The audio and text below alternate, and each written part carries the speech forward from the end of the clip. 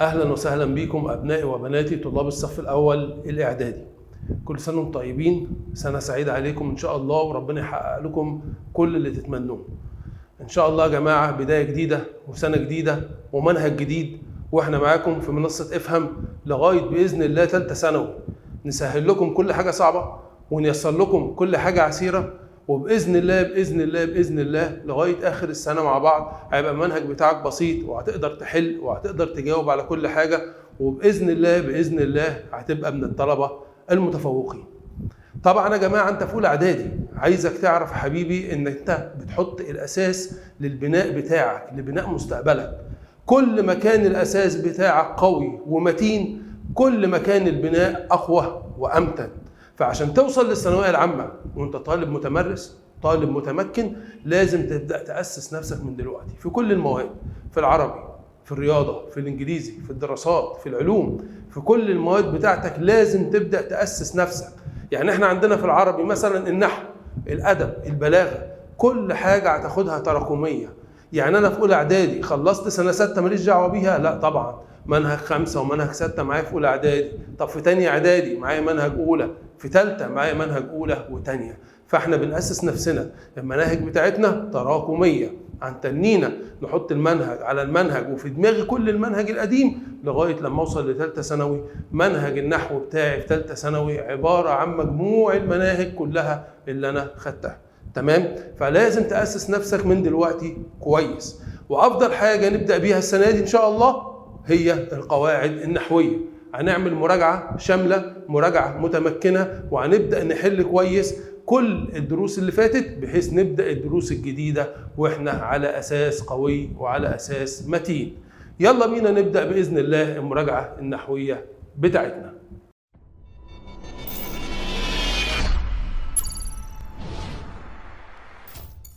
عايزك يا حبيبي تفهم كويس، والكلام ده هتسمعه مني كتير لغاية السنين اللي جاية ولغاية آخر السنة.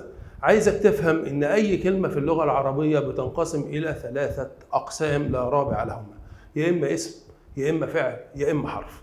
وبناء عليه لما يطلب منك إعراب كلمة من الكلمات، والكلام ده هنطبقه دلوقتي إن شاء الله، لازم تعرف الكلمة اللي قدامك دي هل هي اسم، هل هي فعل، هل هي حرف.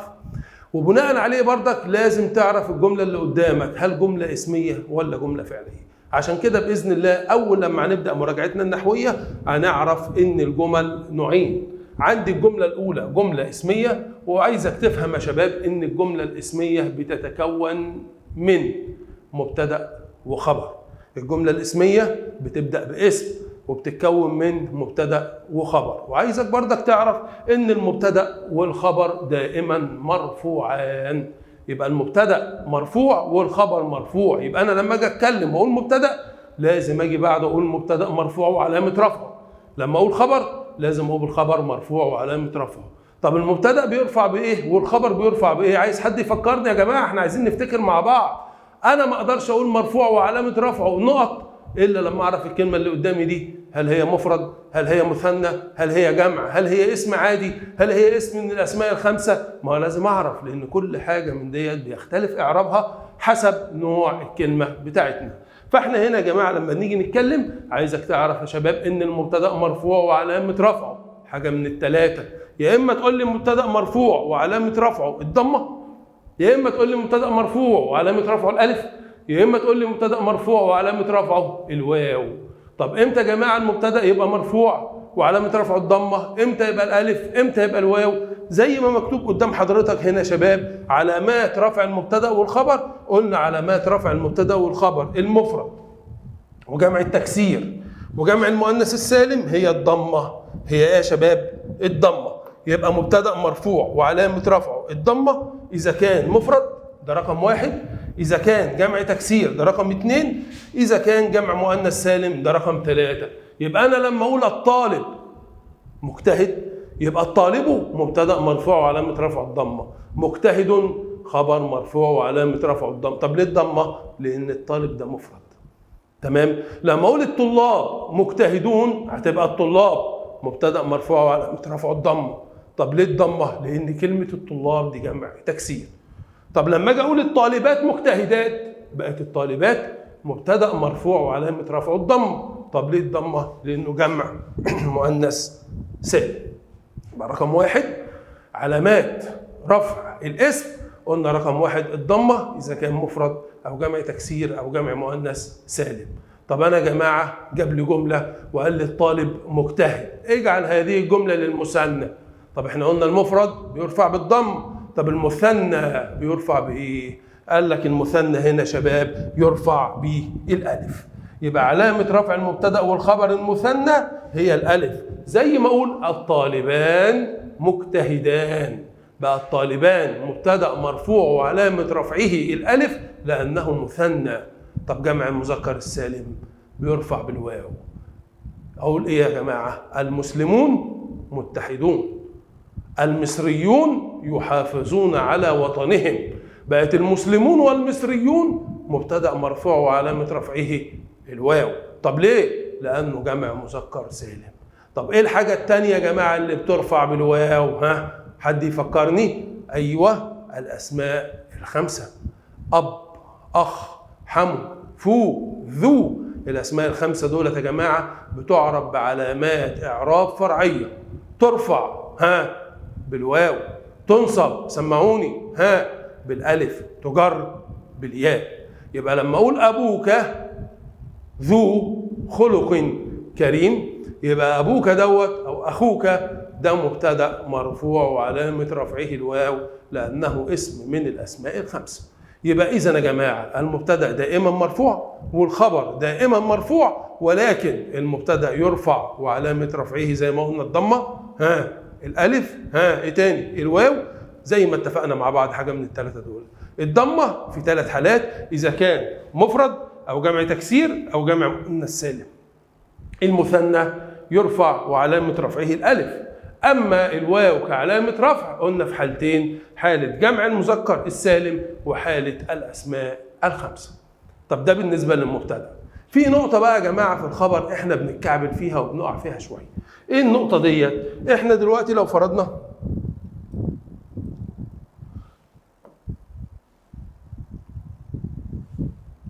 فرضنا ان جالي في الامتحان وقال لي الطالب يجتهد في دروسه، وجاب لي خط تحت كلمة يجتهد. الطالب بيبص على الكلمة ويجي يعرب يقول لي الطالب يجتهد في دروسه. الطالب دي جملة اسمية، ما انت قلت لنا مستر لازم نشوفه ونحدده نوع الجملة. تمام، ادي جملة اسمية.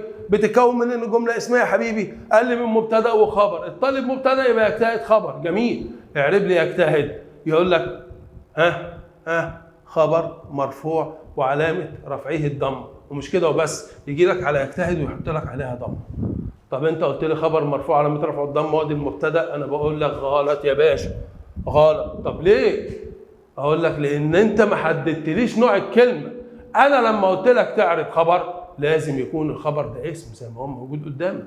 يبقى انا لما يجي لي يقول لي الطالب مجتهد، يبقى الطالب ده مبتدا ومجتهد دي خبر عشان دوت اسم.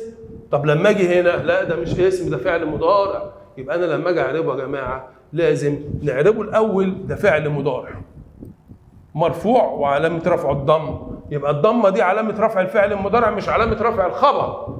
والفاعل ضمير مستتر تقديره هو، بيعود على الطالب.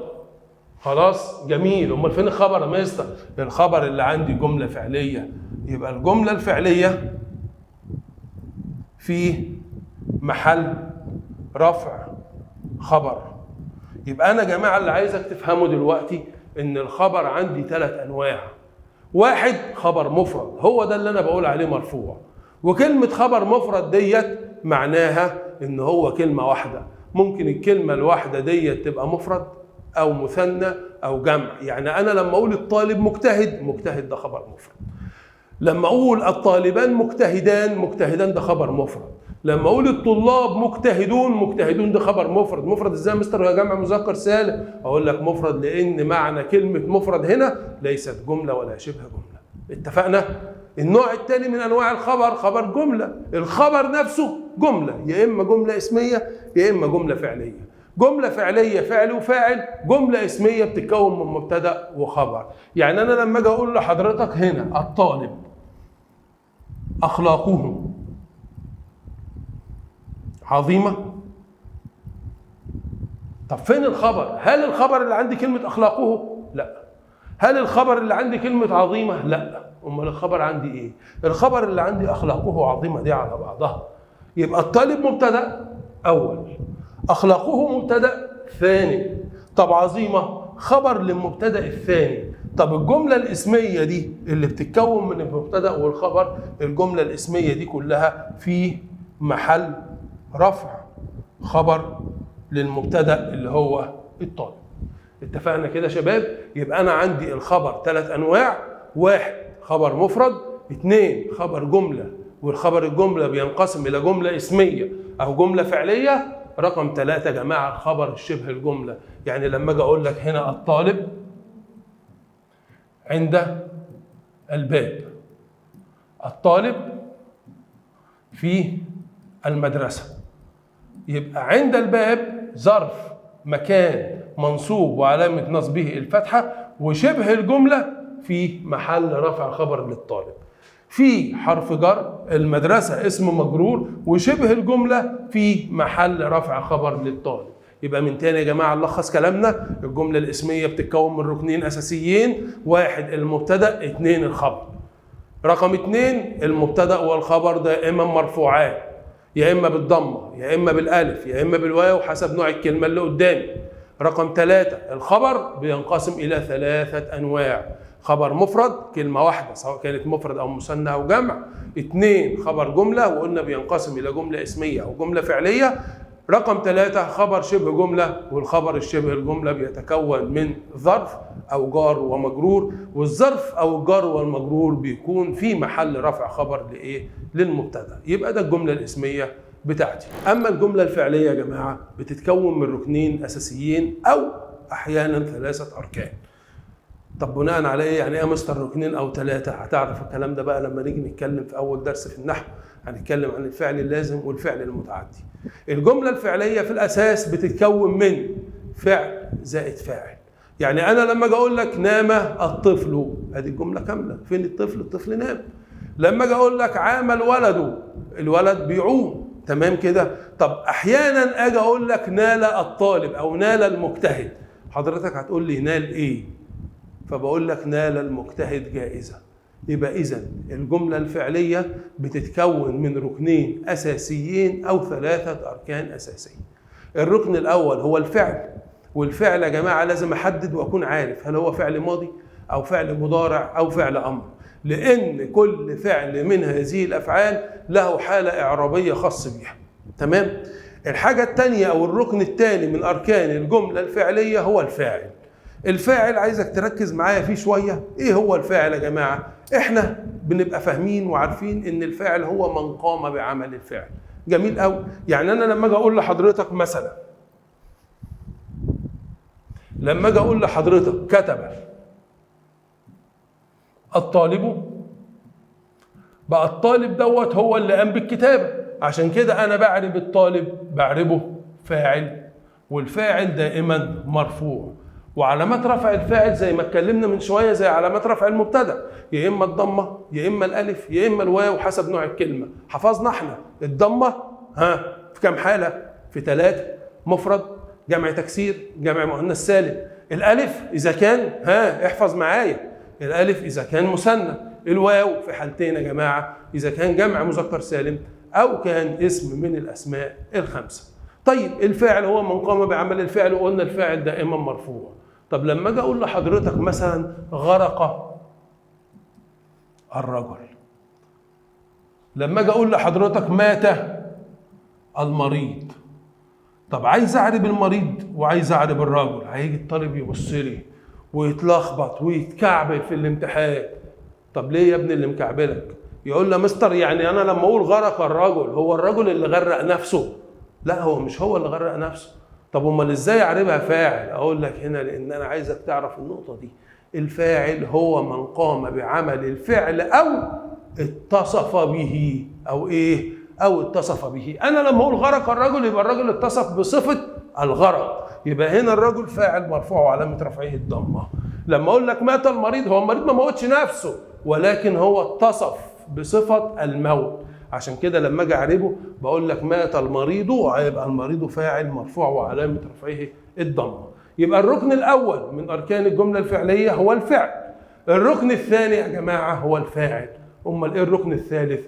هو المفعول به، هو من وقع عليه فعل الفاعل. يعني انا لما اقول كتب الطالب، الطالب هو اللي كتب. طب ايه اللي اتكتب؟ جيت قلت لحضرتك كتب الطالب الدرس، هيبقى الدرس دوت يا جماعه مفعول به منصوب وعلامه نصبه الفتحه. يبقى اذا الجمله الفعليه يا شباب بتتكون من 3 اركان: 1 فعل، 2 فاعل احيانا ياتي مفعول به. تمام؟ الفاعل دائما مرفوع، المفعول به دائما منصوب. ينصب 1 بالفتحه اذا كان طبعا مفرد او كان جمع تكسير. 2 ينصب بالياء اذا كان مثنى او جمع مذكر سالم. رقم 3 ينصب بالكسره، ودي حته مهمه عايزك تخلي بالك منها، اذا كان جمع مؤنث سالم. ينصب بالكسره اذا كان جمع مؤنث سالم. يعني لما اجي اقول لحضرتك كرم المدير الطالبات المتفوقات. كرم فعل ماض مبني على الفتح. مين اللي كرم يا ابني؟ المدير هو اللي كرم، يبقى دوت فاعل مرفوع علامة رفعه الضمة. كرم مين يا باشا؟ كرم الطالبات. طب الطالبات هي اللي كرمت، يبقى ده مفعول به منصوب وعلامة نصبه. اقف. الكلمة مفرد، جمع تكسير، جمع مذكر، جمع مؤنث. فببص على الطالبات جمع مؤنث سالم، فجمع المؤنث السالم بينصب بالكسرة، يبقى الطالبات مفعول به منصوب وعلامة نصبه الكسرة. وطبعا المتفوقات ده اللي احنا هنتكلم فيه كمان شوية، وهو النعت، وده نعت طبعا منصوب وعلامة نصبه الكسرة. يبقى الجملة الفعلية بتتكون من فعل، بتتكون فاعل، بتتكون من مفعول به. الفاعل دائما مرفوع، المفعول به دائما منصوب. هنيجي نتكلم يا جماعة دلوقتي عن حاجة مرتبطة بالجملة الفعلية ارتباطا وثيقا، وهو المفعول لأجله. عايز حد يا شباب يفكرني ايه هو المفعول لأجله؟ حد فاكر يا جماعة؟ انا بسميه مفعول لأجله، يعني عشان. تمام؟ يبقى المفعول لأجله لما نيجي نعرفه هو اسم، والاسم دوت يأتي من غير ألف ولام، لازم ما يكونش فيه ألف ولام. طب أنا جايبه ليه؟ يأتي هذا الاسم لبيان سبب حدوث الفعل. يعني الفعل ده أنا بعمله ليه؟ يعني جيت بقول لك أصلي في المسجد، جدع. ليه؟ أملا في رضا الله. يبقى كلمة أملا ديت جاءت لإجابة سؤال لماذا. يبقى أنا لما أقول لحضرتك لماذا تصلي في المسجد، هتقول لي أملا في رضا الله، طلبا للجنة، سعيا لعفو الله. يبقى أملا وطلبا وسعيا ورغبة، كل ده شباب زي ما حضرتك شايف اسم نكرة ما فيهوش ألف ولام، جاي يبين سبب حدوث الفعل. تمام؟ يبقى إذن المفعول لأجله زي ما مكتوب قدام حضرتك هو اسم منصوب غير مقترن بأل. النقطة الأولانية دي عايزك تخلي بالك منها، غير مقترن بأل. ليه؟ جاي عشان يبين سبب حدوث الفعل. تمام؟ ونسأل عنه، تسأل عنه بإيه؟ بلماذا. تمام؟ يبقى لما أجي أقول لك هنا أذهب إلى المدرسة مبكرا طمعا، رغبة، أملا، طلبا في التفوق، يبقى رغبة في النجاح. يبقى كلمة رغبة ديت إجابة سؤال لماذا زي ما قلنا، ولما أجي أعربه بعربه مفعول مطلق، مفعول لأجله. طب المفعول لأجله يا شباب إيه إعرابه؟ المفعول لأجله دائما منصوب، دائما منصوب. وأيضا المفعول لأجله يأتي لبيان سبب عدم حدوث الفعل. يعني ممكن أقول لك لا أقصر في عملي طلبا للتفوق، يبقى أنا ليه ما بقصرش؟ برضك طلبا للتفوق. يبقى في كل الأحوال رغبة، أملا، طلبا دوت بيعتبر مفعول لأجله، وقلنا المفعول لأجله بيبقى منصوب وعلامة نصبه الفتحة. فيها شباب بعض الملاحظات عايزك تخلي بالك منها. بص الملحوظة الأولى بتقول لي المفعول لأجله لابد أن يكون اسما منصوبا غير مقترن بأل. يبقى المفعول لاجله لابد ان يكون اسما منصوبا غير مقترن بال. بص الملحوظه، لا يصح ان يكون فعلا ولا يصح ان يكون مجرورا بحرف الجر. يعني ايه الكلام دوت يا شباب؟ عايز افهم النقطه دي. يعني انا دلوقتي زي ما قلت لك هنا، اذهب للمدرسه مبكرا طلبا للتفوق. ممكن واحد تاني يقول لي اذهب للمدرسه مبكرا لاطلب التفوق. ممكن واحد يقول لي اذهب الى المدرسه مبكرا لطلب التفوق. هل الثلاثه دولت لما اجي اعربهم بيعربوا مفعول لاجله منصوب؟ لا يا باشا، ركز معايا في النقطه دي. احنا اتفقنا ان المفعول لاجله لابد ان يكون اسم نكره منصوب ياتي لبيان سبب حدوث الفعل ويعتبر اجابه لسؤال لماذا. فانا بقول لك اذهب للمدرسه مبكرا لماذا عم الحاج؟ تقول لي طلبا، يبقى دوت مفعول لاجله منصوب وعلامه نصبه الفتح. طب لما اجي اقول لاطلب، اطلب هل هو اسم؟ فكر كده معايا، اطلب انا لسه بطلب، اطلب ده فعل مضارع. طب امال اللام دي؟ اللام دي لام التعليل. طب انت خدت لام التعليل ديت بتعمل ايه في الفعل المضارع؟ ها، ان، كي، حتى. لام التعليل بيعملوا ايه في الفعل المضارع؟ دولت ادوات او اداه من ادوات نصب الفعل المضارع. يبقى هنا لما اقول لاطلب، يبقى اطلبه ده فعل مضارع منصوب بلام التعليل وعلامه نصبه الفتحه. يبقى لاطلبه هنا ده ما ينفعش يبقى مفعول لاجله، انما دي لام التعليل وده فعل مضارع منصوب. طب هنا اذهب للمدرسه مبكرا لطلب التفوق، طلب ده اسم ينفع اخش لها الف ولام، بقول الطلب. فلطلب التفوق بقى الطلب هنا يا شباب دي اسم مجرور باللام وعلامه جره الكسره. يبقى اللام الاولانيه دي لام التعليل، يبقى ديت لام التعليل، واللام الثانيه ديت حرف جر. حرف يا رجاله؟ حرف جر. يبقى هنا لاطلب ده فعل مضارع منصوب بلام التعليل، لطلب ده اسم مجرور باللام وعلامه جره الكسر. يبقى هنا يا شباب المفعول لاجله لا يكون مجرورا بحرف الجر ولا يكون فعلا، وانما يكون اسم نكره منصوب ياتي لبيان سبب حدوث الفعل. اتفقنا كده يا شباب؟ يبقى زي ما قلنا لما بيجي لي في الامتحان رغبه، املا، سعيا، تمام، حماية، يعني مثلا لما يقول لك ينتشر الجيش في الثغور حماية للوطن، يبقى حماية ديت يا شباب مفعول لأجله منصوب وعلامة نصبه الفتحة. أرسل الله نبيه رحمة للعالمين، يبقى رحمة ديت مفعول لأجله منصوب وعلامة نصبه الفتحة. تمام يا شباب؟ وزي ما اتفقنا إن المفعول لأجله لا يكون فعلا ولا يكون مجرورا بحرف الجر. هنيجي نتكلم بقى رجاله دلوقتي عن المفعول المطلق. ركز معايا شويه في المفعول المطلق. المفعول المطلق هو اسم منصوب نكره برضك زي المفعول لاجله بالظبط، بس ايه الفرق بينهم؟ الفرق بينهم يا جماعه لما اتكلمنا عن المفعول لاجله من شويه قلنا ان المفعول لاجله ياتي لبيان سبب حدوث الفعل. اما المفعول المطلق اولا لابد ان يكون من لفظ الفعل. لابد ان يكون منين يا جماعه؟ من لفظ الفعل. اكل اكلا، ذاكر مذاكره، ضرب ضربا، شرب شربا، نام نوما، قام قيامة. مفهوم يا جماعة؟ جلس جلوسا. مفهوم يا شباب ولا لا؟ لابد أن يكون من لفظ الفعل ويكون دائما منصوب، ولكن له ثلاثة أنواع. ليه كم نوع يا جماعة؟ 3. 1 مفعول مطلق مؤكد للفعل، يعني أنا بقول مثلا هنا ذاكر الطالب مذاكرة، يبقى أنا بأكد إن الولد ذاكر إيه؟ تمام. النوع الثاني مبين للنوع. مبين للنوع بيجي لي بعد المفعول المطلق كلمة، هذه الكلمة يا إما نعت يا إما مضاف إليه. يعني لما أقول لك ذاكر الطالب مذاكرة المجتهد، يبقى المجتهد هنا مضاف إليه، فأنا بينت نوع المذاكرة إن هي مذاكرة المجتهد. أو جيت قلت لك ذاكر الطالب مذاكرة شديدة، يبقى أنا بينت نوع المذاكرة هنا إن هي مذاكرة يا جماعة شديدة. يبقى كلمة مذاكرة المجتهد أو مذاكرة شديدة في الحالتين هي مفعول مطلق، ولكن ماله؟ هل هو مؤكد للفعل؟ لا، إنما مبين للنوع. الحالة الثالثة شباب وهي بتبين عدد الفعل. يعني لما أجي أقول لك مثلا صلى الرجل صلاة، يبقى أنا عرفت إن هو صلى صلاة واحدة.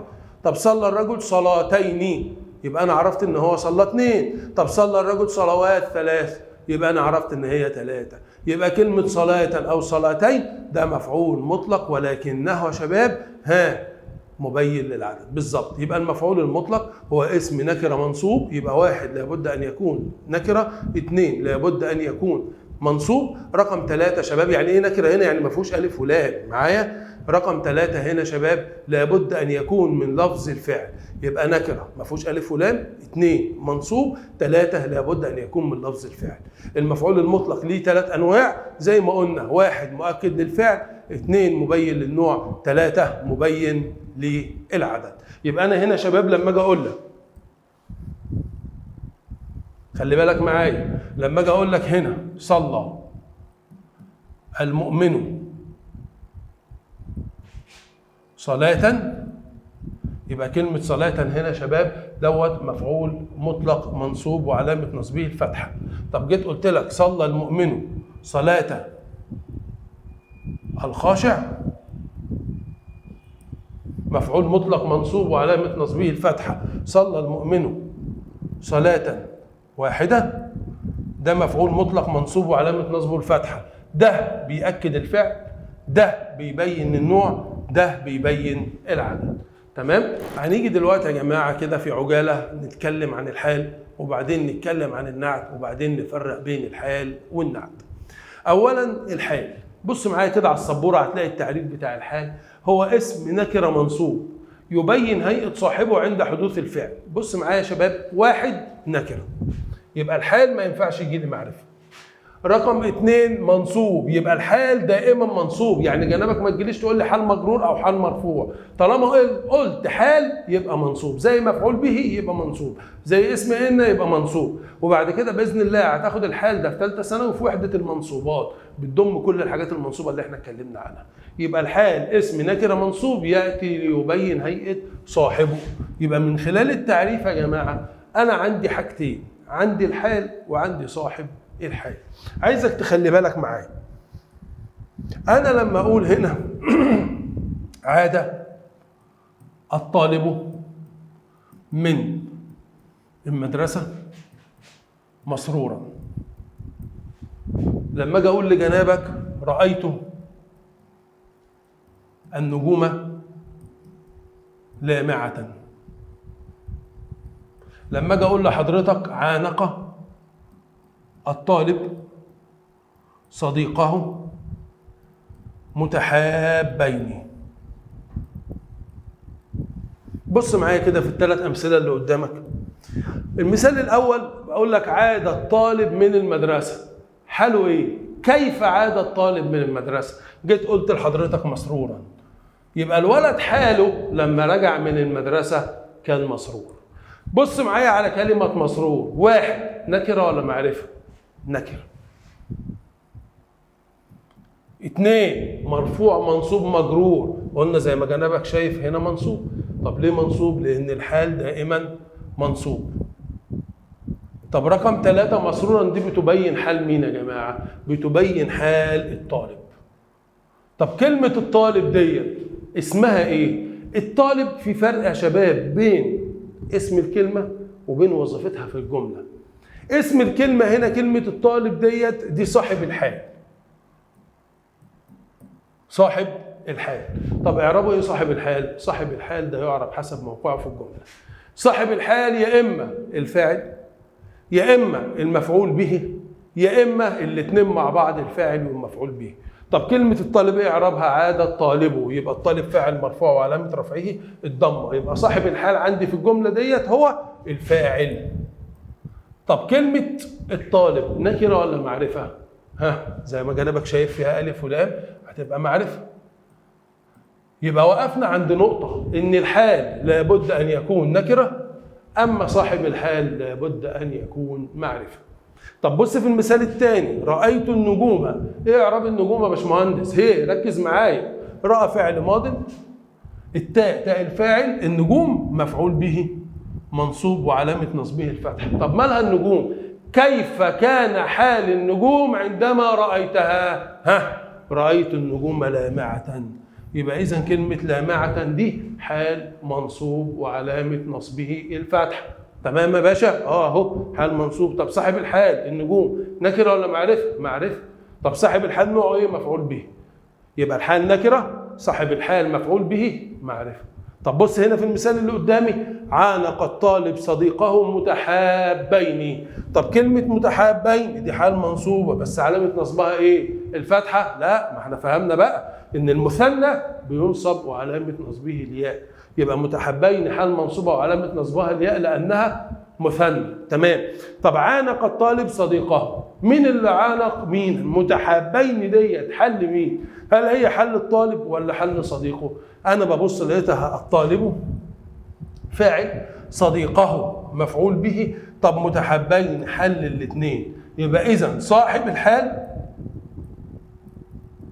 هو الفاعل والمفعول به. يبقى هنا يا شباب، واحد، الحال دائما نكره منصوب. اثنين، صاحب الحال لابد ان يكون معرفه. رقم ثلاثة، صاحب الحال ممكن يبقى فاعل، ممكن يبقى المفعول به، ممكن يبقى الفاعل والمفعول به معا. تمام؟ يبقى الحال اسم نكره منصوب بيبين هيئه صاحبه عند حدوث الفعل. طب بص معايا يا جماعه، كلمه مسرورا دي مذكر ولا مؤنث؟ مسرورا مسرور، ما قلتش مسروره، بقول مسرور، يبقى ده مذكر. طب ليه مذكر؟ لان صاحب الحال هنا مذكر. تمام؟ طيب مفرد ولا مثنى ولا جمع؟ الطالب مفرد ومسرورا مفرد، يبقى الاثنين مفرد. يبقى اذا يا جماعه الحال يطابق صاحبه في امرين، حاجتين، النوع والعدد. النوع يعني مذكر او مؤنث، والعدد يعني مفرد مثنى جمع. يعني هنا شباب لما اجي اقول لحضرتك عاد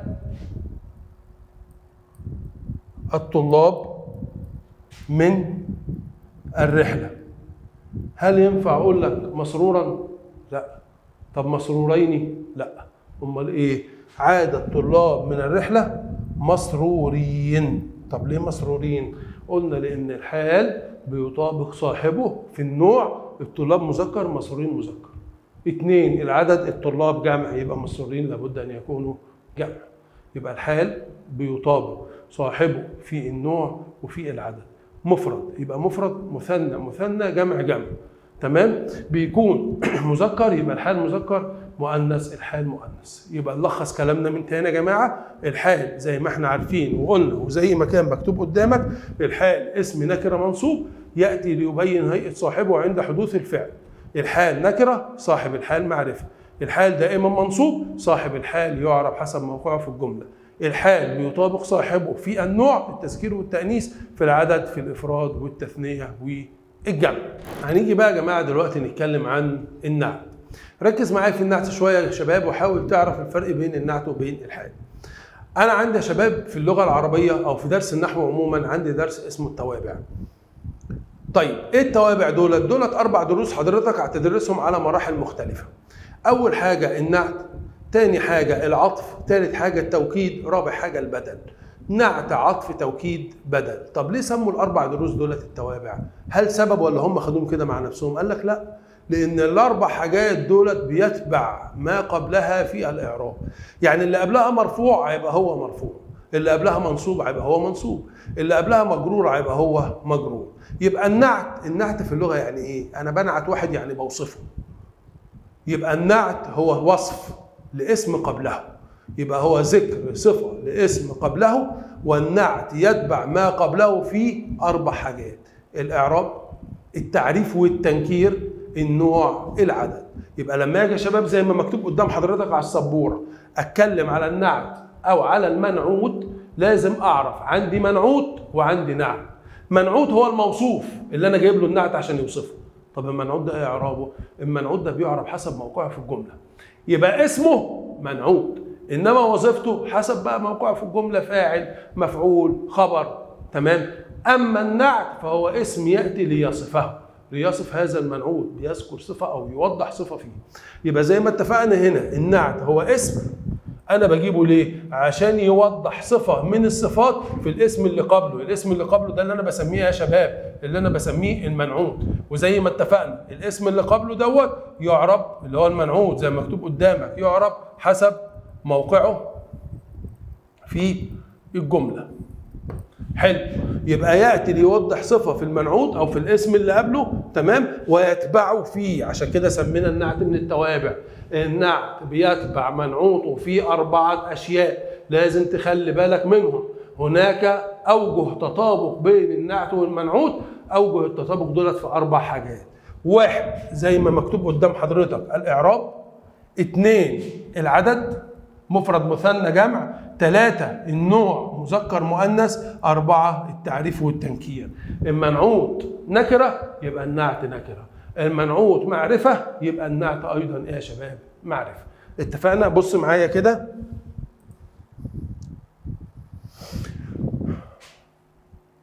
جاء الطالب المجتهد الى المدرسه. فين النعت يا شباب؟ بص معايا، انا بقول جاء فعل ماضي مبني على الفتح. مين اللي جاء يا باشا؟ جاء الطالب، فاعل مرفوع وعلامه رفعه الضمه. طب ايه صفه الطالب اللي انا بتكلم عنه؟ قلت لك جاء الطالب المجتهد. يبقى المجتهد ديت نعت مرفوع وعلامه رفعه الضمه. تمام؟ طب ليه مرفوع وعلامه رفعه الضمه؟ لان احنا اتفقنا مع بعض ان النعت تابع، يتبع منعوته في 4 أشياء. ايه هم ال4 أشياء؟ رقم 1 الاعراب. المنعوت قلنا ده فاعل مرفوع، هيبقى دوت نعت مرفوع. 2 النوع، الطالب مذكر يبقى المجتهد اللي هو النعت بتاعه مذكر. رقم 3 العدد،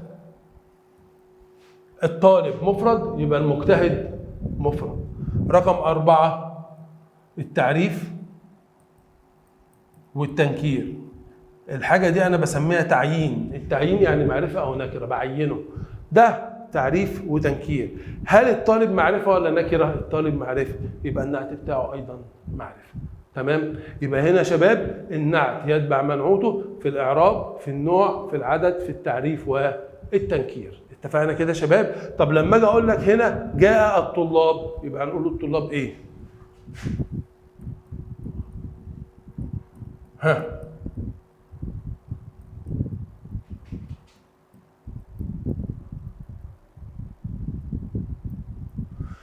في مشكلة صغيرة الشباب بيقعوا فيها. أنا دلوقتي يا رجالة عارف كويس جدا إن النعت بيتبع منعوته في الإعراب. فأنا هنا دلوقتي المنعوت اللي عندي كلمة الطلاب، إيه إعرابها؟ ها، فاعل مرفوع وعلامة رفعه الضمة. يجي لي يقول لي إيه؟ نعت مرفوع وعلامة رفعه الضمة. لا يا باشا، النعت بيتبع منعوته في حركة الإعراب وليست علامة الإعراب. يعني بيتبع منعوته رفعا ونصبا وجرا، انما العلامه بقى الفتحه، الضمه، الكسره، الياء، الالف، دي حسب الكلمه اللي قدامي. الطلاب دي جمع تكسير، عشان كده بقى مرفوع وعلامه رفعه الضمه. اما المجتهدون دي جمع مذكر سالم، فلما يبقى مرفوع هنا مرفوع زي ده مرفوع وده مرفوع، ولكن دوت نعت مرفوع وعلامه رفعه الواو. طبعا الواو لانه جمع مذكر سالم. يبقى اوجه التطابق هنا لما اجي اقول لك في الاعراب ده مرفوع وده مرفوع، ده جمع وده جمع، ده معرفه وده معرفه. فاهمين يا شباب الكلام؟ ده مذكر وده ايه؟ مذكر. تمام؟ يبقى النعت زي ما اتفقنا لازم افرق بينه وبين الحال. اتفقنا مع بعض ان الحال دائما منصوب، اما النعت يا جماعه يبقى مرفوع او منصوب او مجرور حسب المنعوت. صاحب الحال معرفه، اما النعت نكره. اما الحال قصدي نكره، يبقى صاحب الحال معرفه والحال نكره. طب لما نيجي للنعت، لا، النعت بيطابق منعوته في التعريف وفي التنكير. اتفقنا كده يا شباب؟ يبقى تخلي بالك من الحته دي. يبقى انا هنا لما اجي اقول لك جاء الطالب مبتسما، مبتسما هنا حال ولا نعت؟ ده معرفه وده نكره، يبقى ده حال. طب قال لي هنا يا شباب اجعل الحال نعتا بسهوله، يا اما اخلي دي معرفه ومعرفه او اخلي دي نكره ونكره. يبقى عندي حاجه من اتنين، جاء الطالب المبتسم، او اجي اقول لك جاء طالب مبتسم. ولاحظ هنا شباب ان الحال دايما منصوب، اما النعت بيتبع منعوته في الاعراب. اتفقنا كده شباب؟ تعالوا بقى يا جماعه دلوقتي نطبق الكلام اللي احنا قلناه بقطعه كده او قطعتين من النحو، عايزين نركزوا فيهم شويه ونشوفوا الكلام اللي احنا قلناه. نبدا بالقطعه الاولانيه اللي عندي، وعايزك تقرا معايا يا شباب بدقه، وعايزك تقرا معايا بتأني. بص معايا على البورد كويس واقرا الكلام كويس، والكلمه اللي قدامك عشان تعربها لازم تفهم الكلام اللي احنا قلناه وتحدد رقم واحد هل هي اسم او فعل او حرف، رقم اتنين هل هي واقعه في جمله اسميه ولا جمله فعليه، رقم ثلاثة هل هي نكره ولا معرفه، قبلها كان قبلها ان، هي بعدها مثلا معرفه. نشوف الدنيا فيها ايه، بس نقرا الاول قراءه متأنية معايا كده على البورد. بص معايا بسرعه. بسم الله الرحمن الرحيم. ان ابويك طيب القلب، إن أبويك طيب القلب يعملان لراحتك، فلتكن محسنا لهما ليرضى الله عنك، وعلى كل ذي عقل الاهتمام بهما في الكبر، لأنهما سر السعادة الدائمة، لأنهما سر السعادة الدائمة. بص معايا كده يا بشوات، بص معايا في القطعة وحاول نبص على القطعة اللي قدام. إن أبويك طيب القلب. الجملة بدأ بإيه؟ أنا طبعا مطلوب مني أعرف كلمة القلب. تمام. أولا دي اسم ولا فعل؟ هي مش محتاجة كلام، القلب فيها ألف ولام فهي اسم. تمام. رقم اتنين ببص على الجملة ككل. إن، تمام، إن ده حرف ناسخ، عايز معاه حاجتين، عايز اسم وعايز خبر. فين اسم إن؟ إن أبويك. حلو. مالهم بقى؟ مالهم أبويك؟ طيبة. جميل. يبقى اسمها أبويك، خبرها طيبة. طيبة إيه بقى؟ طيبة دي نكرة جت بعدها معرفة بتخصصها، يبقى طيبة القلب. بقت كلمة القلب هنا لما أجي أعربها دي مضاف إليه. مضاف إليه، مضاف إليه ماله يا جماعة؟ المضاف إليه دائما مجرور، فطيبة القلب يبقى القلب مضاف إليه مجرور وعلامة جره الكسرة. يبقى لازم تعرف نقطتين.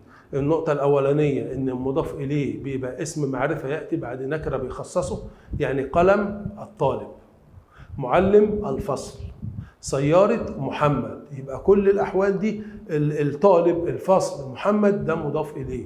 النقطة الثانية إن المضاف إليه دائما مجرور، فلما تيجي تقول لي مضاف إليه لازم تقول لي بعدها كلمة مجرور. يبقى القلب مضاف إليه مجرور وعلامة جره الكسرة. يعملان لراحتك، فلتكن، فلتكن محسنا. محسنا حال منصوبة. مستر حالي ايه؟ محسنا. لا يا باشا، بص معايا كده وقلت لك لابد ان تكون القراءة متأنية. افهم. فلتكن ده فعل امر كان واخواتها، وطالما كان واخواتها وجايه لي بصيغه الامر هنا، يبقى غالبا اسم كان بيكون ضمير مستتر. انا بكلمك انت، فيبقى فلتكن محسنا، فلتكن انت محسنا. يبقى محسنا ديت خبر تكن. طب انا عايز يا جماعه افتكر معاك كان واخواتها بيعملوا ايه في الجمله الاسميه. ركز معايا يا جماعه. كان واخواتها دي افعال ناقصه ناسخه تدخل على الجمله الاسميه، فترفع المبتدا ويسمى اسمها، وتنصب الخبر ويسمى خبرها. يبقى فلتكن محسنا، تكن انت محسنا، هيبقى خبر كان. خبر كان ماله؟ منصوب وعلامه نصبه الفتحه. يبقى فلتكن معايا يا شباب ولا لا؟ ده فعل مضارع مجزوم بلام الامر وعلامه جزمه السكون. تمام. محسنا خبر كان منصوب وعلامه نصبه الفتحه. طب فين اسم كان؟ اسمها ضمير مستتر تقديره انت. نكمل. فلتكن محسنا لهما ليرضى الله عنك، وعلى كل ذي عقل الاهتمام بهما في الكبر، لأنهما سر السعادة. ركز معايا كده شباب. نفس الفكرة بتاعت فلتكن محسنا الفكرة بتاعت سر. ايه اعراب سر؟ برضك كلمة سر ده اسم نكرة، ماشي، واقع في الجملة. الجملة بتبدأ بايه؟ بتبدأ بأن.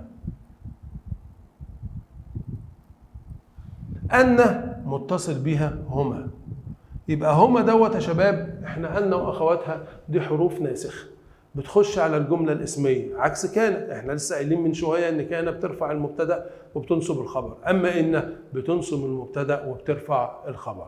واذا اتصل بان او احدى اخواتها ضمير بيكون من ضمائر النصب، يعني بيكون في محل نصب اسمها، يبقى هما دوت ضمير متصل مبني في محل نصب اسم ان، اسم ان اللي قدامك. طب لانهما سر، يبقى هنا كلمة سر دي خبر ان مرفوع وعلامة رفعه الضمة. يبقى احنا عندنا 3 كلمات إعرابية. القلب قلنا مضاف إليه مجرور وعلامة جره الكسرة. محسنا خبر تكن منصوب وعلامة نصبه الفتحة. سر خبر إن مرفوع وعلامة رفعه الضمة. نيجي بقى يا شباب للاستخراجات. استخرج من القطعة فعل مضارع منصوب. فعل مضارع ماله يا شباب؟ منصوب. طب أنا بعرف الفعل المضارع المنصوب إزاي؟ بصوا يا جماعة، الفعل المضارع فعل معرب، وهتاخد الكلام ده بعد كده. الفعل المضارع يا اما مرفوع يا اما منصوب يا اما مجزوم، ولا يوجد فعل مجرور. امتى ينصب الفعل المضارع؟ ينصب الفعل المضارع اذا سبقته اداه من ادوات النصب. ان، لن، كي، حتى، لم التعليل. يبقى الفعل المضارع قبله ان، قبله كي، قبله لن، قبله حتى، لم التعليل، بيبقى فعل مضارع منصوب. تعالوا نكتبوها يا شباب عشان تفهموها وتحفظوها معايا. هنتكلم هنا ادوات نصب الفعل المضارع. ركز معايا يا شباب. ان، بص على ان مكتوبه ازاي. اولا الهمزه بتاعتها من فوق، النون ساكنه. 2 لن، 3 كي، 4 حتى، 5 لام التعليل. ولام التعليل بعرفها ان انا لو شلتها وحطيت كي مكانها الجمله هتمشي. خلاص، اذهب الى المسجد لانال رضا الله، اذهب الى المسجد كي انال رضا الله. يبقى انال في الحالتين فعل مضارع منصوب. في الاول لانال لان اللام هنا دي لام التعليل، في الثانيه لانها مسبوقه بكي. يبقى اي فعل مضارع قبله حاجه من الحاجات ديت بيبقى فعل مضارع منصوب. طب امتى يا جماعه بقول فعل مضارع مجزوم؟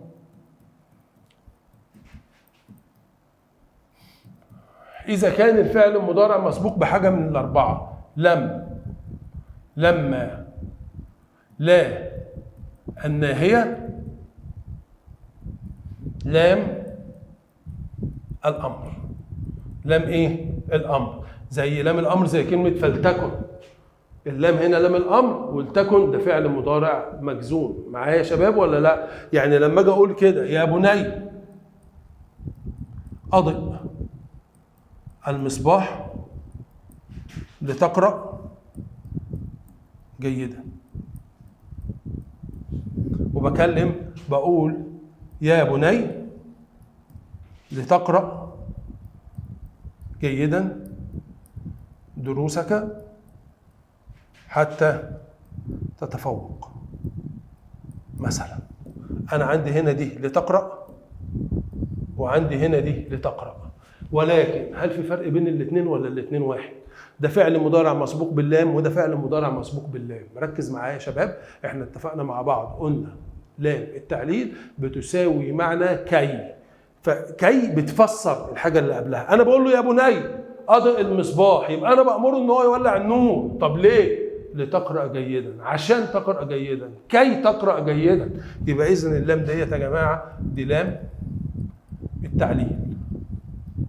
طب والفعل المضارع اللي بعد لام التعليل او اللي مسبوق بلام التعليل هيكون فعل مضارع منصوب. هيكون فعل مضارع يا شباب منصوب. يبقى هنا يا بني اضئ المصباح لتقرأ جيدا ده فعل مضارع منصوب. طب لما اجي اقول يا بني لتقرأ جيدا دروسك حتى تتفوق، يبقى انا هنا مش بفسر انما هنا بأمر. بقول له يا ابني اقرا كويس عشان ايه؟ تتفوق. يبقى اللي تقرا اللام هنا يا شباب دي لام الامر. لام ايه؟ لام الامر، وقلنا لام الامر دي اداه من ادوات جزم الفعل المضارع، يبقى الفعل المضارع هنا فعل مضارع مجزوم بلام الامر وعلامه جزمه السكون. اتفقنا كده يا شباب؟ يبقى هنا دي لام التعليل وهنا لام الامر. يبقى من تاني ادوات نصب الفعل المضارع ان ولن وكي وحتى ولام التعليل. اما اذا سبق الفعل المضارع بادوات من الادوات الاربعه لم او لما او لا الناهيه او لام الامر بيبقى فعل مضارع مجزوم. طب ايه لا الناهيه يا جماعه؟ لا الناهيه دي عباره عن امر منفي. يعني لما اجي اقول لواحد لا ترفع صوتك اكثر مما يحتاج السامع، يبقى ترفع ديت هنا لا الناهيه، بقول له لا ترفع، ما ترفعش صوتك اكتر مما يحتاج السامع، يبقى ترفع ده فعل مضارع مجزوم لانه مسبوق بلا الناهيه وعلامه جزمه السكون. انما لما اجي اقول لك هنا نحن لا نرفع صوتنا اكثر مما يحتاج السامع، يبقى لا نرفع لا هنا نافيه، انا بخبرك بحاجه معينه مش بامرك بيها، يبقى لا نافيه، يبقى الفعل المضارع هنا مرفوع. يبقى اذا متى يرفع الفعل المضارع؟ يرفع الفعل المضارع اذا لم يسبق باداه نصب ولا اداه جزم. خلاص، ده رقم واحد. رقم اتنين، يرفع الفعل المضارع اذا كان مسبوق بلا النافيه او كان مسبوق باسم موصول او حتى كان مسبوق باستفهام. اتفقنا كده يا شباب؟ يبقى لما يجي لي هنا في القطعه اللي قدامي ويقول لي استخرج من القطعه فعل مضارع منصوب، يبقى زي ما اتفقنا يا شباب لازم الفعل المضارع قبله ان او لن او كي او حتى او لام التعليل. انا هنا وانا ببص كده لقيت عندي ليرضى الله عنك فلتكن محسنا لهما، ليه؟ ليرضى. يبقى ليرضى هنا اللام ديت لام التعليل، ويرضى فعل مضارع منصوب بلام التعليل وعلامة نصبه الفتحة المقدرة، طبعا فتحة مقدرة لأن يرضى آخرها ألف. يبقى فعل مضارع منصوب اللي هو ليرضى أو يرضى على طول، أكتبها مفيش مشكلة. طب فعل مضارع مجزوم بدور على فعل مضارع قبله لم، لما، لا الناهية، لام الأمر. فاحنا لسه قايلين حالا لتكن، يبقى ده فعل مضارع مجزوم بلام الأمر وعلامة جزمه السكون. معايا يا شباب ولا ايه؟ طب عايز فعل مضارع صحيح الآخر وآخر معتل الآخر. حروف العلة 3: واي، الواو، يدعو، الألف، يسعى، الياء، يجري. يبقى لما يجي يقول لي فعل مضارع معتل الآخر لازم يكون آخر حرف فيه في أصله واو أو ألف أو ي. أما لما يجي يقول لي فعل مضارع صحيح الآخر بدور على أي فعل مضارع ما فيهوش حرف من حروف العلة، يشرب، يلعب، يقرأ، يكتب، أي فعل مضارع. فهنا بيقول لي إيه؟ يعملان لراحتك. يعملان ده فعل مضارع، تمام، أصله يعمل. يبقى كلمة يعملان لما اشيل الالف والنون ديت اللي هي الف الاثنين هتبقى يعمل. يعني يعمل ده اخره لام، وطالما اخره لام يعني اخره صحيح، يبقى فعل مضارع صحيح الاخر ممكن نطلع يعملان. طب عايز فعل مضارع معتل الاخر، قلنا لابد ان يكون اخره يا شباب واو او الف او ي. فانا عندي كلمه يرضى بردك ده فعل مضارع معتل الاخر. طب عايز فعل مضارع من الافعال الخمسه. رجاله انا عايز حد يفكرني ايه هي الافعال الخمسه. الافعال الخمسه رجاله عباره عن ايه؟ وايه اللي بيميز الافعال الخمسه عن الفعل المضارع اللي احنا اتكلمنا عنه من شويه؟ الافعال الخمسه ركز معايا شويه وميز بين الافعال الخمسه والاسماء الخمسه، ما تتلخبطليش فيهم في الامتحان، لان الطالب بيبقى عارف الافعال الخمسه وعارف الاسماء الخمسه ويتلخبط بينهم، فيطلع لي الاسم مكان الفعل وفعل مكان الاسم والاثنين بيبقوا غلط، مع انه سؤال سهل ما فيهوش حاجه. الافعال الخمسه في عجاله كده وبسرعه عباره عن فعل مضارع، فعل مضارع اتصل بيه حاجه من ثلاثه، يا اما واو الجماعه، يا اما الف الاثنين، يا اما ياء المخاطبه. واو الجماعه يعني لما اجي اقول لك يلعبون، الاولاد يلعبون او انتم تلعبون، المخاطب أو الغائب. ألف الاثنين بكلم اتنين، يا إما اتنين قدامي أو اتنين مش موجودين، يعني بقول لك يلعبان أو تلعبان. يا المخاطبة بكلم واحدة واقفة قدامي فبقول لها أنت تلعبين. عشان كده سميتهم إيه يا جماعة؟ سميتهم الأفعال الخمسة، مع إنهم ثلاثة، واو الجماعة ألف الاثنين يا المخاطبة، ولكن واو الجماعة للمخاطب أو الغائب، ألف الاثنين للمخاطب أو الغائب، يا المخاطبة المخاطبة فقط المؤنث. تمام كده يا شباب؟ طيب الأفعال الخمسة دولت بتعرب بعلامات فرعية. تعرب بعلامات إيه؟ فرعية. يعني إيه علامات فرعية؟ يعني لما يجي يقول لحضرتك في الامتحان استخرج من القطعة فعلا معربا بعلامة فرعية، يبقى الفعل المعرب بعلامة فرعية بيكون من الأفعال الخمسة. ليه؟ لأن هي بترفع مش بالضمة بقى، لا، ترفع بإيه الأفعال الخمسة يا جماعة؟ بثبوت النون، وتنصب وتجزم بحذف النون. ترفع بثبوت النون وتنصب وتجزم بحذف ايه يا شباب؟ بحذف النون. يعني لما اجي اقول لحضرتك كده الاولاد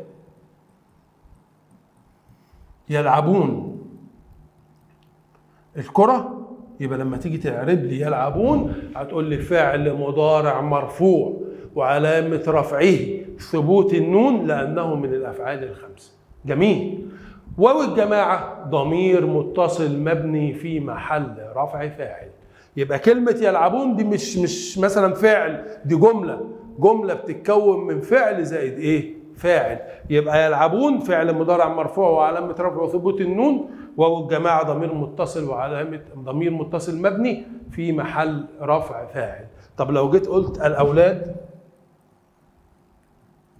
لم، أقول لي لم يلعبون؟ طبعا غلط، لأن احنا قلنا يا جماعة تنصب وتجزم بحذف النون، هتبقى لم يلعبوا.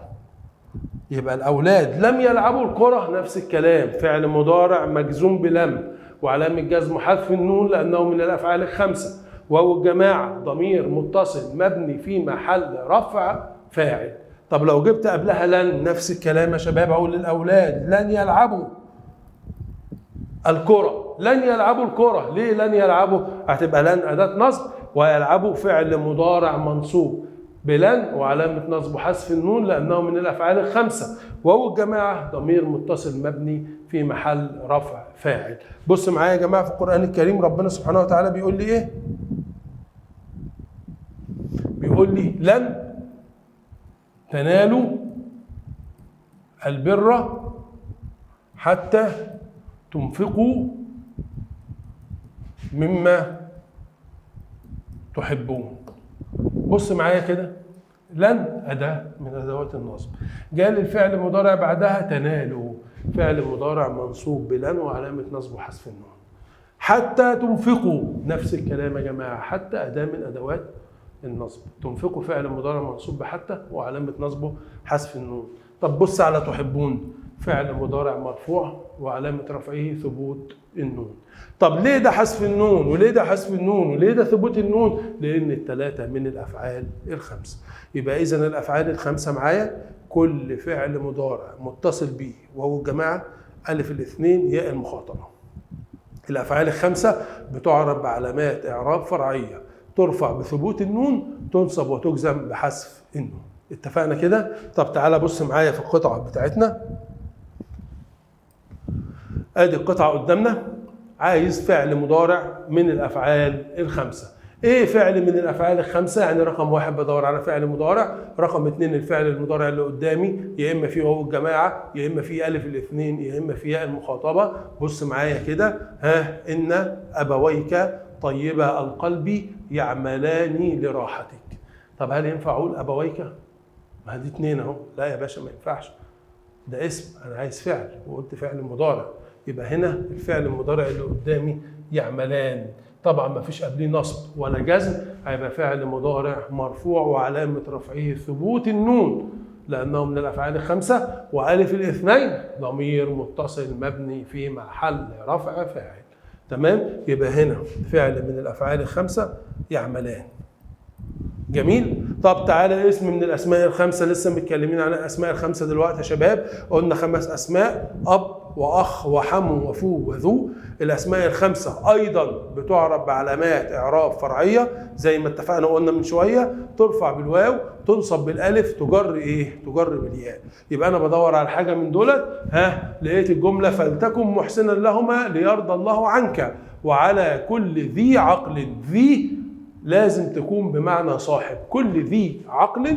يبقى ذي هنا يا جماعه ده اسم من الاسماء الخمسه. وقلنا شباب الاسم الواقع بعد كل بيعرب مضاف اليه، عشان كده كلمه ذي جايه مجروره بالياء، مضاف اليه مجرور وعلامه جره الياء. يبقى اسم من الاسماء الخمسه كلمه ذي. طيب عايز اسم معرفه وبين نوعه. يعني ايه اسم معرفه وبين نوعه؟ يعني ايه نوع من انواع المعارف؟ انا عندي انواع معارف كتيره، اسهلهم واسهل حاجه قدامي المعرف بالالف واللام. أي كلمة فيها ألف ولام بتبقى نوع من أنواع المعارف. يعني الطالب، المدرس، القلم، السبورة، أي حاجة فيها ألف ولام ده معرف بألف.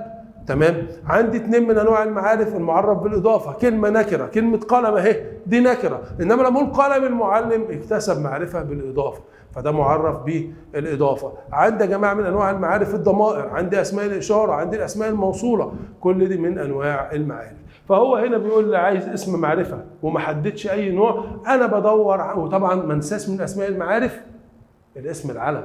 لما أقول محمد، لما أقول أحمد، لما أقول علي، الأسماء دي يا جماعة أسماء أعلام، فتعتبر من أسماء المعارف. فأنا بدور على أي حاجة فيها ألف ولام. يعني مثلا عندي كلمة السعادة مثلا، ده نوعه أقول له معرف بألف. خلاص. عند الله اسم علم، فاهمين يا شباب ولا لا؟ عندي طيبة القلبي، القلب دوت معرف بالالف واللام، وطيبة ده معرف بالإضافة. طيب نيجي للسؤال رقم ج. ركز معايا يا جماعة على السبورة. اختر الصواب. اعطيني خيارات وعايز نختار الصواب. برضك لازم نقرا الجملة كويس ونفهم انا بعمل ايه. احب ان اكون مدرسا. كلمة مدرسا نوعها، هل هي نكرة ولا معرفة؟ احنا اتفقنا يا جماعة انا عندي انواع متعددة من المعارف. في ألف ولام معرف بألف، بعدين مضاف إليه معرف بالإضافة. اسم شخص أو اسم مدينة أو اسم بلد دوت معرف لأنه اسم علم. تمام؟ عندي أسماء موصولة، أسماء الإشارة، كل دي أو الضمائر، كل دي أنواع المعارف. فكلمة مدرسة ما فيهاش حاجة من الكلام دوت، لا فيها ألف ولام ولا بعدها مضاف إليه وجاية لي منونة. الاسم المعرفة لا ينون. تمام؟ فطالما جاي لي منونة هتبقى ده اسم نكرة. كافأ المدير الفائزات. لسه متكلمين على علامات الإعراب، واتفقنا مع بعض يا جماعة إن جمع المؤنث السالم لما بيجي منصوب بيكون منصوب بإيه؟ حد يفكرني؟ منصوب بالكسرة. تمام. فهنا كافأ المدير الفائزات ما تحته خط منصوب وعلامة نصبه الكسرة، وطبعا الكسرة لأنه جمع مؤنث سالم. اتفقنا كده شباب؟ طيب أكمل بخبر جملة فعلية. تلاميذ مدرستي. اسهل حاجه ليا يا جماعه عشان احط جمله فعليه احط فعل مضارع. ممكن اقول تلاميذ مدرستي، هو عايز جمله فعليه يبقى يتفوقون، يجتهدون. طب لو قلت متفوقون او مجتهدون طبعا هتبقى غلط، لان متفوقون او مجتهدون دوت هيبقى خبر مفرد. انا عايز جمله فعليه يعني بيبدا بفعل. وطبعا هو هنا بيقول لي تلاميذ مدرستي ده جمع، فلازم هنا شباب بيكون الفعل اللي عندي متصل بعلامه جمع اللي هي واو الجماعه. طيب صوب الخطا الاملائي فيما يلي. الجمله فيها خطا املائي. في مشكله عندي صغيره، ايه هي؟ ان احيانا بيكون في الجمله اكثر من خطا. الطالب يا جماعه دماغه هو غلط، هو بيقول لي صواب الخطا يبقى خطا واحد. طب ما تبص على الجمله كلها، خسرنا ايه؟ فهو يا جماعه الدرجه ممكن بيكون متوزعه على خطأين او على 3 اخطاء. لازم نقرا الجمله كويس ونشوف دنيتنا مظبوطه ولا لا. انا هنا بقول شواطئ الاسكندريه جميله، انا ببص لقيت الكلمه الخطا عندي كلمه شواطئ. الاسكندريه ادي الهمزه ودي جميله مظبوطه. طب شواطئ يا جماعه دي همزه متطرفه.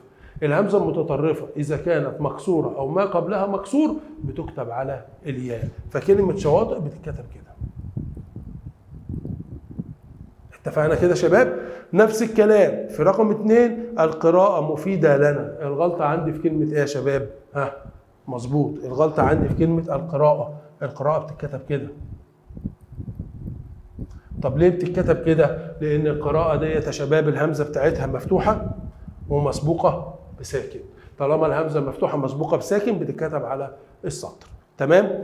طيب هنا جرى الشرطي وراء اللص. طبعا الفعل جرى لما بيجي يتكتب مش بيتكتب بالالف وانما بيتكتب بالياء. هتبقى الجمله الصح جرى الشرطي وراء اللص. هنبدا يا جماعه دلوقتي في قطعه ثانيه بردك هنطبق كل الكلام اللي احنا قلناه. بص معايا كده على السبوره واقرا معايا كويس وركز معايا في الكلام اللي موجود قدامك. آثارنا العريقه باقيه. ليه؟ لتشهد على حضارة ذات شهرة واسعة. لتشهد. أولا كلمة تشهد ديت يا شباب فعل ولا اسم؟ ما احنا قلنا شباب اللام حاجة من اتنين، يا إما لام التعليل يا إما لام حرف الجر. طب أنا بعرف هي لام التعليل ولا حرف الجر منين؟ لأن لام التعليل بيتصل بها فعل مضارع، أما حرف الجر بيتصل بها اسم. فهو بيقول لي هنا لتشهد. لتشهد يبقى اللام هنا يا جماعة دي لام التعليل، لأن تشهد فعل مضارع، والفعل المضارع لما بيتصل بلام التعليل بيكون فعل مضارع منصوب وعلامة نصبه الفتحة. يبقى لتشهد ده فعل مضارع منصوب وعلامة نصبه الفتحة. اتفقنا؟ لتشهد على حضارة ذات شهرة واسعة وبين الحين والحين تخرج الأرض عبق السنين. عبق يعني الرائحة، والمقصود هنا عبق السنين بتاريخ الحضارة يعني. تخرج الأرض عبق السنين ويقف الجميع منبهرين وأنتم أيها الأبناء لتكونوا مفتخرين.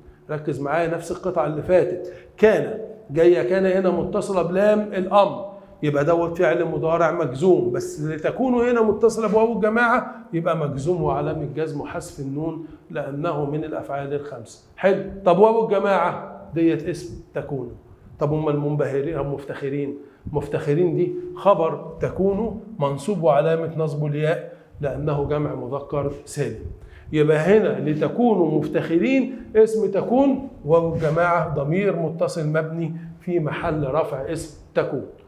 أما مفتخرين فخبر تكون منصوب وعلامة نصبه الياء. لتكونوا مفتخرين بتاريخكم ذي الأصل العظيم الذي لا ينكر فضله إلا الحاقدون فهم يطمسون الحقائق. ليه بقى يا جماعة؟ لتبديل. نفس الكلام. ادي اللام اهي جاي بعدها اسم ولا فعل؟ طب احط لها الف ولام كده اشوف هتنفع. التبديل. التبديل يعني التغيير. قبلت الالف واللام يبقى دي اسم. طالما متصله باسم يبقى اللام ديت حرف جر وتبديل اسم مجرور باللام وعلامه جره الكسره. يبقى اللام فوق كانت لام التعليل عشان كده قلنا ده فعل مضارع منصوب. اما اللام اللي تحت فحرف جر عشان كده قلنا ده فعل مضارع، عشان كده قلنا ده اسم مجرور بحرف الجر وعلامه جره الكسره. طيب نيجي بقى يا جماعه نشوف الاستخراجات بتاعتنا. عايز اسما من الاسماء الخمسه وعايز فعلا من الافعال الخمسه بس يكون الفعل مرفوع. نبدا يا شباب بالاسم من الاسماء الخمسه. قلنا اب اخ حمو فو ذو. تمام. فاحنا بنبص كده هنا في القطعه لقينا مفتخرين بتاريخكم ذي، يبقى اسم من الاسماء الخمسه ذي. طب انا عايز اتاكد هل هي دي كده؟ احنا قلنا لابد ان يكون ذو بمعنى صاحب، يعني مفتخرين بتاريخكم صاحب الاصل. خلاص. طب ذي جايه ليه ذي كده؟ مش ما قلناش ذو او ذا، قلنا لان هنا دي المفروض دي هنا نعت فبياخد اعراب اللي قبله. تاريخكم ده اسم مجرور بالباء وعلامه جره الكسره، هتبقى ذي نعت مجرور وعلامه جره الياء لانه اسم من الاسماء الخمسه. طب فعل من الافعال الخمسه مرفوع. قلنا الافعال الخمسه يا شباب ترفع بثبوت النون تنصب وتجزم بحذف النون. هو عايز مرفوع يعني ما فيش قبله اداه نصب ولا اداه جزم. بص معايا كده في القطعه. هل ينفع اقول لتكونوا؟ ما احنا قلنا لا ما ينفعش لان لتكونوا متصله بلام الامر. امال ايه؟ بص تحتها كده يطمسون فعل مضارع متصل بواو الجماعه ما فيش قبله ناصب ولا جازم، هيبقى فعل مضارع مرفوع وعلامه رفعه ثبوت النون لانه من الافعال الخمسه. طب عايز ضمير مستتر وقدره. الضمير المستتر يا جماعه بيبقى فعل.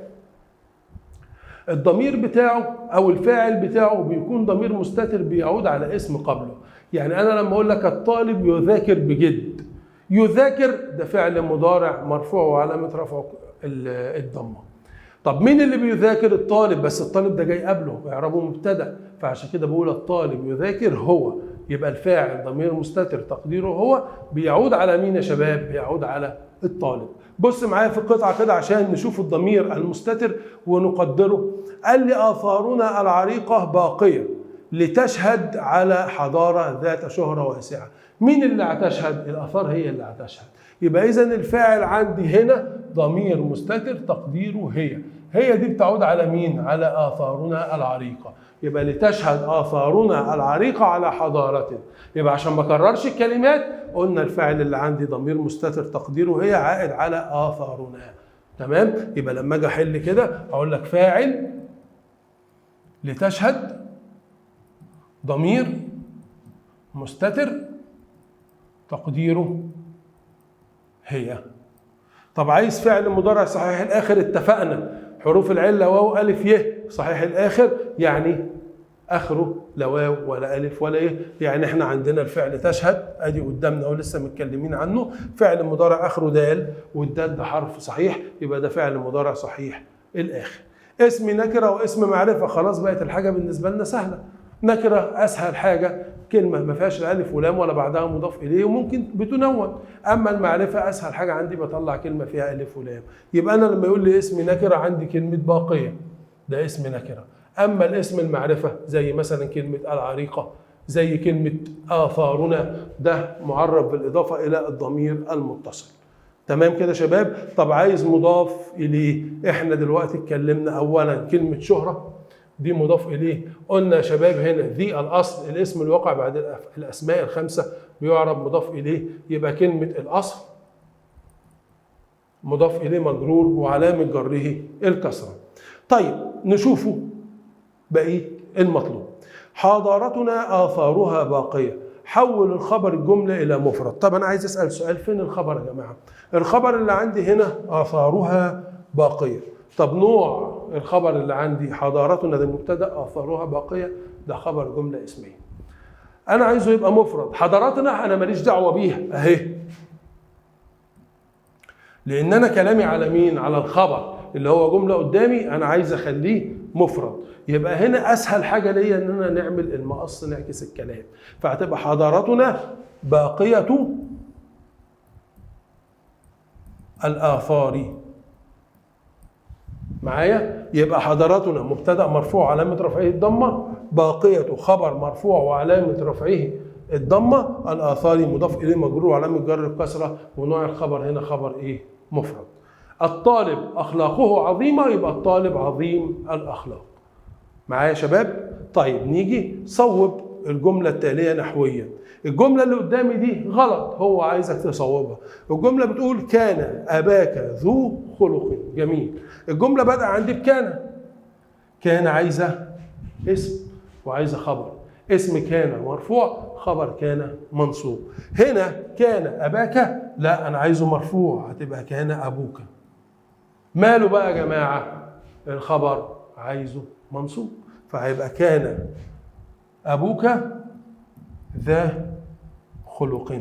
بقى دوت يا شباب اسم كان مرفوع وعلامه رفعه الواو، وده خبر كان منصوب وعلامه نصبه الالف. تمام يا شباب؟ طيب صوب ما تحته خط في الجمل التاليه. سأل هيثم عن صديقه المريض. سأل هيثم، هو في فرق يا جماعه بين سئل وسأل. الهمزه اذا كانت مفتوحه وما قبلها مفتوح بتكتب على الالف، يبقى كلمه سأل اهي مفتوحه واللي قبلها مفتوح، يبقى الكلام الصح هتتكتب بالطريقه دي كده. خلاص يا شباب؟ يبقى سأل هيثم، يبقى هنا بتتكتب على الالف. طب يعيش احمد في الاسكندريه، ايه الغلط في كلمه احمد؟ لازم تميز يا جماعه بين الاسماء المبدوءه بهمزه، لابد ان تكون الهمزه همزه قطع. يعني الاسكندريه، اسكندريه همزه قطع، اسماعيل، ابراهيم، احمد الهمزه بتاعتهم همزه قطع، فلما اجي اكتبها لازم تتكتب بالطريقه دي، الهمزه تبقى موجوده. احمد، تمام؟ يبقى يعيش احمد في الاسكندريه، احمد بالطريقه دي غلط. الطريقة الصحيحة لازم يتحط لها الهمزة بتاعتها. طب تطير العصفورة فوق الشجرة، طب ايه الغلط في الكلمة يا جماعة؟ ان هو كتب لي العصفورة بالهاء والعصفورة بالتاء المربوطة، فهتبقى الجملة تطير العصفورة، ولازم تحط لها الت او النقطتين بتوعها عشان تبقى الجملة مظبوطة. احنا كده شباب الحمد لله وصلنا الى نهاية الحصة الاولى بتاعتنا. اتمنى ان يكون المراجعة اللي احنا خدناها استفدتوا منها، اتمنى ان يكون اضفنا لكم معلومة او قعدنا لكم معلومة كنتوا ناسيينها. وان شاء الله يا جماعة لو في حد عنده اي سؤال في اي حاجة مش مفهومة يسيب السؤال دوت في الكومنتات واحنا ان شاء الله هنجاوبه عليها. والسلام عليكم ورحمة الله وبركاته.